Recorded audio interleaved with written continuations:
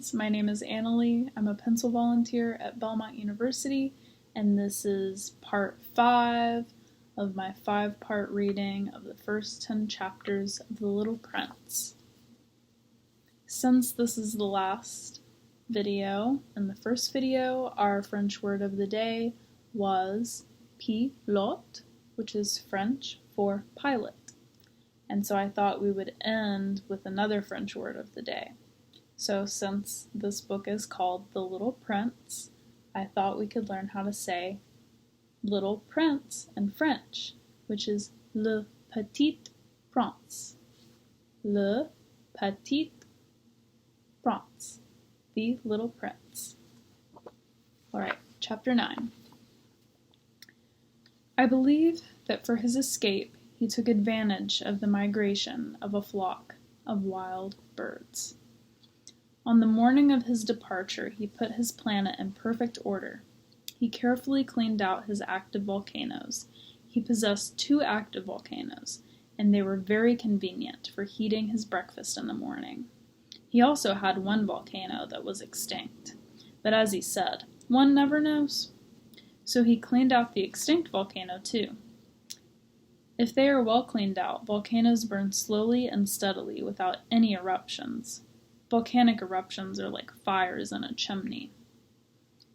On our Earth, we are obviously much too small to clean out our volcanoes. That is why they bring no end of trouble upon us. The little prince also pulled up, with a certain sense of dejection. That last little shoots of the bobids. He believed that he would never want to return, but on this last morning, all these familiar tasks seemed very precious to him, and when he watered the flower for the last time and prepared to place her under the shelter of her glass globe, he realized that he was very close to tears. "Goodbye," he said to the flower, but she made no answer. "Goodbye," he said again. The flower coughed, but it was not because she had a cold. "I have been silly," she said to him at last. "I ask your forgiveness. Try to be happy." He was surprised by this absence of reproaches. He stood there, all bewildered, the glass globe held arrested in mid-air. He did not understand this quiet sweetness. "Of course I love you," the flower said to him. "It is my fault that you have not known it all the while.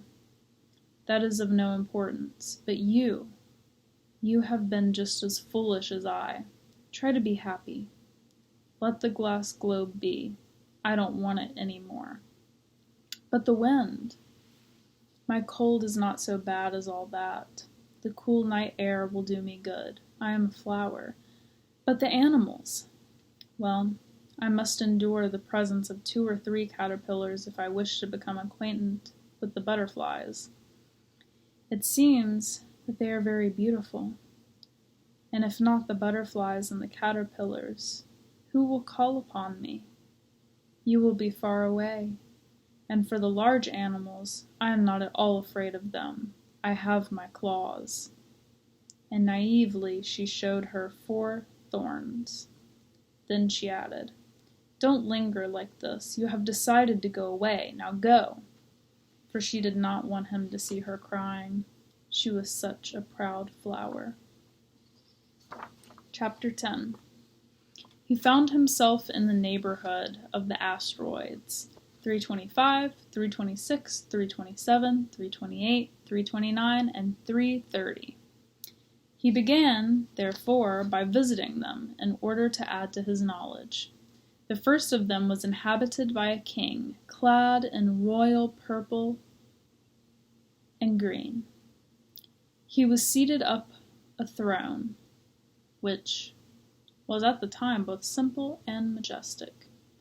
"Ah, here is a subject," exclaimed the king when he saw the little prince coming. And the little prince asked himself, how could he recognize me when he had never seen me before? He did not know how the world is simplified for kings. To them all people are subjects. "Approach, so that I may see you better," said the king, who felt consumingly proud of being at last a king over somebody.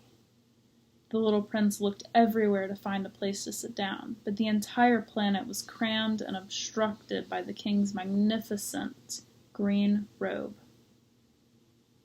So he remained standing upright, and since he was tired, he yawned.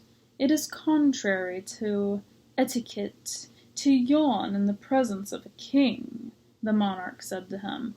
"I forbid you to do so." "I can't help it. I can't stop myself," replied the little prince, thoroughly embarrassed. "I have come a long journey, and I have had no sleep." "Ah, then," the king said, "I order you to yawn.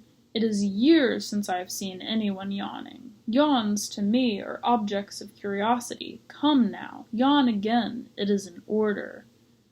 "That frightens me. I cannot any more," murmured the little prince, now completely abashed. "Hum, hum," replied the king. "Then I order you sometimes to yawn and sometimes to—" He spluttered a little and seemed vexed. For what the king fundamentally insisted upon was that his authority should be respected. He tolerated no disobedience. He was an absolute monarch. But, because he was a very good man, he made his orders reasonable. If I ordered a general to change himself into a sea-bird, and if the general did not obey me, that would not be the fault of the general. It would be my fault. "May I sit down?" said a timid inquiry from the little prince. "I order you to do so," the king answered him, and majestically gathered in a fold of his green mantle. But the little prince was wondering. The planet was tiny. Over what could this king really rule? "Sire," he said to him, "I beg that you will excuse my asking you a question." "I order you to ask me a question," the king hastened to assure him. "Sire, over what do you rule?" "Over everything," said the king with magnificent simplicity. "Over everything?" The king made a gesture, which took in his planet, the other planets, and all the stars. "Over all that?" asked the little prince. "Over all that," the king answered. For his rule was not only absolute, it was also universal. "And the stars obey you?" "Certainly they do," the king said. "They obey instantly. I do not permit insubordination." Such power was a thing for the little prince to marvel at. If he had been a master of such complete authority, he would have been able to watch the sunset, not 44 times in one day, but 72, or even 100, or even 200 times, without ever having to move his chair. And because he felt a bit sad as he remembered his little planet which he had forsaken, he plucked up his courage to ask a king for the favor. "I should like to see a sunset. Do me that kindness. Order the sun to set." "If I ordered a general to fly from one flower to another like a butterfly, or to write a tragic drama, or to change himself into a sea-bird, and if the general did not carry out the order that he had received, which one of us would be in the wrong?" the king demanded. "The general or myself?" "You," said the prince firmly. "Exactly. One must require from each other the duty which each one can perform," the king went on. "Accepted authority rests first of all on reason. If you ordered your people to go and throw themselves into the sea, they would rise up in revolution. I have the right to require obedience because my orders are reasonable." "Then my sunset?" the little prince reminded him, for he never forgot a question once he had asked it. "You shall have your sunset. I shall command it. But, according to my science of government, I shall wait until conditions are favorable." "When will that be?" inquired the little prince. "Hum, hum," replied the king, and before saying anything else he consulted a bulky almanac. "Hum, hum. That will be that will be this evening about 20 minutes to 8, and you will see how well I am obeyed." The little prince yawned. He was regretting his lost sunset. And then, too, he was already beginning to be a little bored. "I have nothing more to do here," he said to the king, "so I shall set out on my way again." "Don't go," said the king, who was very proud of having a subject. "Do not go. I will make you a minister." "Minister of what?" "Minister of justice." "But there is nobody here to judge." "We do not know that," the king said to him. "I have not yet made a complete tour of my kingdom. I am very old. There is no room here for a carriage, and it tires me to walk." "Oh, but I have looked already," said the little prince, turning around to give one more glance to the other side of the planet. On that side, as on this, there was nobody at all. "Then you shall judge yourself," the king answered. "That is the most difficult thing of all. It is much more difficult to judge oneself than to judge others. If you succeed in judging yourself rightly, then you are indeed a man of true wisdom." "Yes," said the little prince, "but I can judge myself anywhere. I do not need to live on this planet." "Hum, hum," said the king. "I have good reason to believe that somewhere on my planet there is an old rat. I hear him at night. You can judge this old rat. From time to time you will condemn him to death.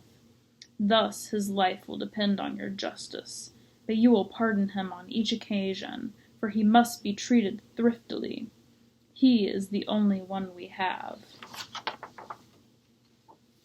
"I," replied the little prince, "do not like to condemn anyone to death, and now I think I will go on my way."